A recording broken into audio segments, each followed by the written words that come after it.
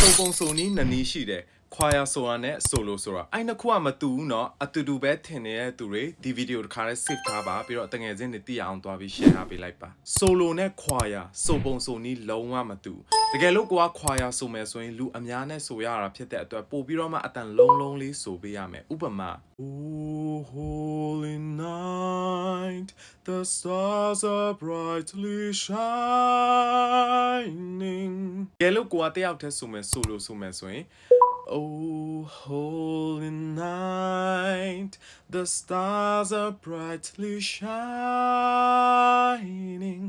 ဒီအတန်နှစ်ခုကွဲပြားမယ်လို့ Harry ယုံကြည်တယ်ကဲလို့ဒီဗီဒီယိုကိုအတွက်အကျိုးရှိတယ်ဆိုလို့ရှိရင် comment မှာ solo verse choir လို့ရေးလာခဲ့ပေးပါ solo ဆိုလဲဒီအတန် choir ဆိုလဲဒီအတန်ဖြစ်နေတဲ့တငယ်ချင်းတွေသိရအောင်လဲတွားပြီး share ပေးလိုက်ပါဒီတာနဲ့ပတ်သက်ပြီးချင်းဆိုတာတီးတာနဲ့ပတ်သက်ပြီးတော့မှအသေးစိတ်ထပ်ပြီးသိရဖို့အတွက် Harry ရဲ့ Facebook page YouTube channel နဲ့ဒီ TikTok account လေးကို follow လေးလုပ်သွားပေးပါကျေးဇူးတင်ပါတယ် Harry ဖြစ်ပါတယ်